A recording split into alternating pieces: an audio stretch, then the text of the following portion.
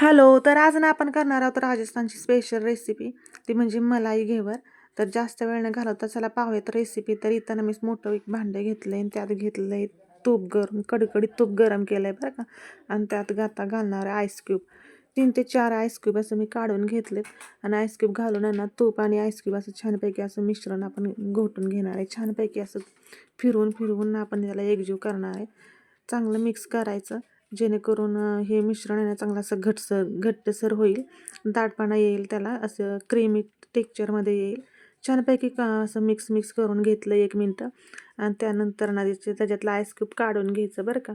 आणि नंतर आहे ना छानपैकी आईस क्यूब काढून पुन्हा एकदा 3 ते 4 मिनटं असं चांगलं मिक्स असं करून घ्यायचं. छान एकजीव करून घ्यायचं. चांगलं क्रीम असते ना आपली तोंडाला लावायची त्यासारखं त्यासारखं दिसतंय बघा. छानपैकी पांढरं शुभ्र क्रीमी टाईपमध्ये आले. टेक्स्चर छानपैकी याचं क्रीमी असं झालेलं आहे. तर इथं ना आपलं समजायचं की हे मिश्रण जे आहे ना ते चांगलं घट्ट असं झालं, अगदी परफेक्ट असं झालं. तुम्ही पाहू शकता अगदी क्रीमी टेक्स्चरमध्ये आले. आता त्यानंतर ना इथं घातलं आहे मी 1 कप मैदा. त्यात 2 चमचे आहे ना बेसन पीठ घालायचं आणि पुन्हा एकदा छानपैकी तर मिक्स करून घ्यायचं. अगदी थोडं याला सुरुवातीला पीठ घालून घ्यायचं, म्हणजे मैदा जो आहे ना तो थोडा घालून घ्यायचा आणि चांगला असं मिक्स करून घ्यायचं. काही अवघड नाही, अगदी सोपं आहे. बेसन पीठ आहे ना असं थोडं घालायचं आणि पुन्हा एकदा मिक्स करून घ्यायचं. छानपैकी मिक्स करायचं आणि राहिलेला जो मैदा होता ना ते सुद्धा ह्याच्यात घातला आणि चांगलं असं मिक्स करून घेतलं. आता ना ह्याच्यात आपण मिक्स करून घेतल्यानंतर आता घालणार आहे चिल्ड पाणी, म्हणजे थंड पाणी जे असतं ना ते घालायचं. थोडं पाणी घालायचं आणि चांगलं असं मिक्स करून घ्यायचं. नाही ना एका साईडनेच असं मिक्स करून घ्यायचं. एका दिशेने मिक्स केल्यामुळे ना त्याच्यामध्ये ना गाठी होण्याची शक्यता जी आहे ना ती कमी असते. त्यामुळे एका साईडने थोडं पाणी घालून असं मिक्स करून घ्यायचं. तर अशा प्रकारे ना मी इथं पाणी घालून घेतले. तर 1 कप मैद्यासाठी ना मला इथं 1.5 ग्लास असं पाणी लागलेलं आहे. तरी त्यानंतर ना मी इथे पाणी घातले अजून थोडंसं आणि पुन्हा एकदा इथं मिक्स करून घेतलं आहे. तर आता तुम्ही पाहू शकता अशा प्रकारचं जे आहे ना ते आपलं बॅटर दिसत आहे. छानपैकी पातळसर झालं आहे. तर आता पुन्हा एकदा ना मी याला दुसऱ्या भांड्यामध्ये काढून घेणार आहे आणि त्यासाठी ना मी ते त्याला सुरुवातीला गाळून घेते, जेणेकरून त्यामध्ये जे काही थोड्या गाठी राहिल्या असतील ना त्यासुद्धा निघून जातील. तर अशा प्रकारानं मी गाळण घेतले आणि जे बॅटर तयार केलं होतं ते गाळून घेतलं. तर तुम्ही पाहू शकता ज्या गाठी होत्या त्या थोड्याशा राहिल्या होत्या, त्या निघाल्या आहेत आता आपल्या बॅटरमधल्या. आणि त्यानंतर मी इथं थंड पाणी घेतलं आहे आणि त्यामध्ये तयार केलेलं बॅटर असं ठेवलेलं आहे, जेणेकरून आपलं बॅटर जे आहे ते छानपैकी राहिलं जाईल. त्याच्यातील तूप वगैरे आहे ते वरती येणार नाही गरम झाल्यानंतर.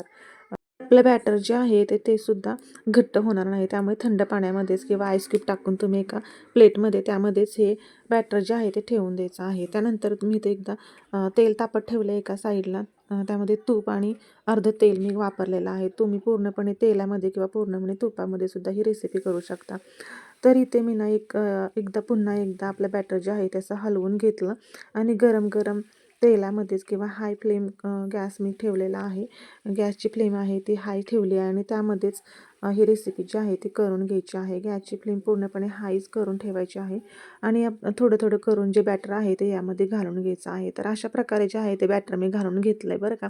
आणि तुम्ही पाहू शकता इथं आपले ला किती छान अशी जाळीसुद्धा सुटलेली आहे. तर तुम्ही जाळी आणखीन छानपैकी सुटण्यासाठी ना इथं लिंबूचा रससुद्धा वापरू शकता. मी इथं लिंबूचा रस न वापरता सुद्धा किती छान जाळी सुटली तुम्ही पाहू शकता. तर अशा प्रकारे जे आहे ना इथं बॅटर मी घालून घेतलेलं आहे आणि त्यानंतर आहे ना असं चमच्याने किंवा लाटण्याच्या साहाय्याने इथं एक मधोमध असं छेद करून घ्यायचा आहे. आणि त्यानंतर चमच्याचे किंवा लाटण्याच्या साहाय्याने छानपैकी इथं जे तयार झालेलं आपलं घेवर आहे ना मी असं काढून घेतलेलं आहे. तुम्ही पाहू शकता किती छानपैकी जाळीदार झाले, अगदी बाजारात मिळतं ना तशा प्रकारचं झालेलं आहे. मला तर खूप आनंद झाला, इतक्या छान प्रकारे हे झालेलं आहे पहिल्याच प्रयत्नामध्ये. तर झालेलं घेवर आहे ना असं एका चाळणीवरती मी काढून घेतलेलं आहे, जेणेकरून त्याच्यातील एक्स्ट्रा ऑइल जे आहे ते निघून जाईल. त्यानंतर तुम्ही पाहू शकता मी दुसरे बॅटसुद्धा यामध्ये घातलेले आहे. असं थोडं करूनच बॅटर जे आहे ते चमच्यामध्ये घ्यायचं आहे आणि त्यामध्ये आपण घालून घ्यायचं आहे तेलामध्ये बॅटर. तर अशा प्रकारे मी सुद्धा तेलामध्ये सोडून घेतलेलं आहे. अगदी थोड्या प्रमाणामध्येच पळीमध्ये जे आहे ते बॅटर घ्यायचं आहे आणि हाय फ्लेमवरतीच तेल जे आहे ते गरम करून घ्यायचं आहे आणि पूर्णपणे रेसिपी जी आहे ते पूर्णपणे घेवर आहे ते हाय फ्लेमवरतीच आपल्याला असं तयार करून घ्यायचं आहे. तर अशा प्रकारे जे आहे मी दुसरी बॅचसुद्धा तेलामध्ये घालून घेतली आणि त्याला लाटण्याच्या साहाय्याने असं मधोमध छेद करून घेतलेला आहे, जेणेकरून बाहेर काढताना आपल्याला सहज घेवर बाहेर काढता येईल. आणि अशा प्रकारे मी जे आहे तेलामध्ये याला फ्राय करून घेतलेला आहे. हलवून हलवून लाटण्याच्या साहाय्याने याला असं हलवून घेतलं आणि चांगलं फ्राय करून घेतलेलं आहे ब्राऊन कलर येईपर्यंत. तर अशा प्रकारे जे आहे ते दुसरंसुद्धा जे घेवर आहे ते छान प्रकारे झालं. बाजारात भेटताना तसंच दिसत होतं, खूप छान झालं होतं, अगदी जाळीदार झालं होतं पूर्णपणे. तर अशा प्रकारे मी 2 घेवर तर पूर्णपणे सक्सेसफुल केले होते. खूप छान आणि जाळीदार झाले होते. अगदी तुम्ही पाहू शकता, जाळीसुद्धा खूप छान आली आहे. तर ना घेतलं असं बघा प्लेटिंग करायला. घेवर घेतलं आणि मलाई आईस्क्रीम आणून ठेवलं होतं अगोदरच. तर ते घेतलं आणि त्याच्यावरती घेवरवरती असं लावून घेतलं आणि काजू बदामचे पण असे पीसेस करून घेतले होते. ते पण डेकोरेशनसाठी लावून दिलं त्यावरती. एक तर असं झालं होतं डेकोरेशन करून, आणि दुसरं जे होतं ना ते मुलांच्या ओढाओढीत जराशी तुटलं होतं घेवर. तर त्याच्यावरती सुद्धा म्हटलं चला मलाई आईस्क्रीम आणले तर दोन्हीवरती पण लावून घ्यावं. आणि काजू बदामचे तुकडे होते पीसेस केलेले, कट करून घेतलेले, ते सुद्धा दोन्हींवरती लावून घेतलं. अशा प्रकारे मलाई आईस्क्रीम आणि ड्रायफ्रूटचे का. तर हे असं ना आपलं मलाई आईस्क्रीम घेवर तयार आहे. कशी वाटली रेसिपी मग?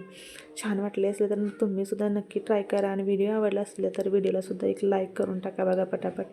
चला तर मग भेटूया नवीन एका व्हिडिओमध्ये.